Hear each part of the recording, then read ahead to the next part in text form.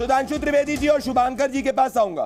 तौसीफ जी को एक बार fact check कर दूं मैं, 17 केसेस जो है मणिपुर के अंदर सीबीआई इन्वेस्टिगेट कर रही है। सीबीआई चीफ प्रवीण सूद ऑलरेडी जो है गुवाहाटी के अंदर इन्वेस्टिगेशंस करने और इस चीज को स्टॉप करने पर्सनली जा चुके हैं। अब आप डिबेट को डिरेल करने की कोशिश मत करिए, पर मेरा सवाल बड़ा कठिन है, कठिन नहीं बड़ा सिंपल है।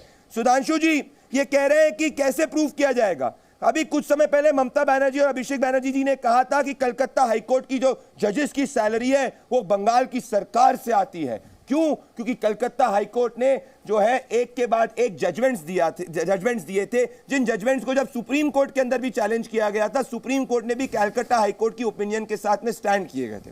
अब ये अगर कह रहे हैं संदेश खाली में भैया प्लांटिंग है, तो मुझे बताइए एग्रा के अंदर जब इलीगल बॉम्ब फैक्ट्री पकड़ी गई थी, क्या वो भी प्लांट है? नहीं। अगर वो भी प्लांट है तो मुर्शिदाबाद के अंदर जब एक बच्चे ने फुटबॉल समझ के एक बम को पकड़ा था, वो बच्चे की मौत हो गई थी, उस बच्चे का नाम था मुकलेसुर रहमान, और ऐसे मैं तमाम लिस्ट निकाल दूंगा। तो आज जब इलीगल बॉम्ब की फैक्ट्री पकड़ी जा रही है तो इन लोग को दिक्कत क्यों हो रही है? सुधांशु त्रिवेदी,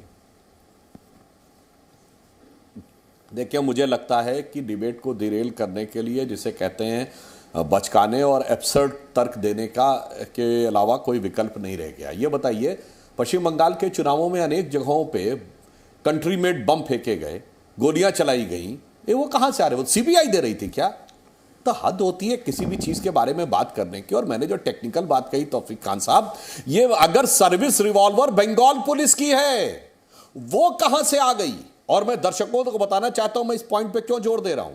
यह अपराधियों का एक बड़ा सोचा समझा वो होता है। यदि अपराधियों और पुलिस में नेक्सस हो तो क्या होता है कि पुलिस की रिवॉल्वर का बोर अलग होता है और जो नॉर्मल रिवॉल्वर्स आपको अवेलेबल होती है मार्केट में उसका बोर अलग होता है, लाइसेंसी जो अवेलेबल होती है, और इलीगल का अलग।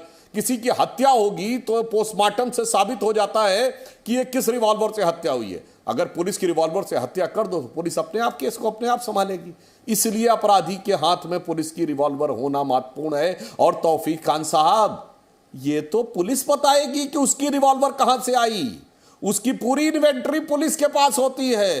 क्या आप साहब ऐसे सोचेंगे मैं बचकानी बात करके निकल जाऊंगा कि सीबीआई के ऊपर? हाँ, ये मैं बता रहा हूं, जो मणिपुर में वेपन्स लूटे गए थे, एक एक वेपन का रिकॉर्ड होता है। या तो बंगाल पुलिस का है कि उनकी रिवॉल्वर कभी लूटी गई थी, उसके एफआईआर, जैसे केंद्रीय सुरक्षा बलों के जो वेपन लिए गए उनके रिकॉर्ड होता है। इसलिए मैं पूछना चाहता हूं भाई, और ये जो बाकी बम फटते थे ये चुनावों के दौरान, वो कहां से आते थे? प्रोटोकॉल ना है तो चोर और मैं आज नहीं कह रहा क्या रहा? बुद्धदेव भट्टाचार्य जी ने, अरे सुनिए भाई, अरे प्रोटोकॉल की क्या बात, ये वो सरकार कर रही है जिसकी मुख्यमंत्री ने रैली से बोला था, तो रैली के मंच से प्रधानमंत्री का फोन आया, मैंने फोन नहीं लिया। प्रोटोकॉल ना फॉलो, अरे सुनिए भाई, मेरे भाई पूरी बात सुनिए। ऐसी क्या चोरी? ममता बनर्जी चुनावी रैली के मंच से ये बोल चुकी है कि प्रधानमंत्री जी का फोन आया और मैंने फोन को रिप्लाई नहीं किया।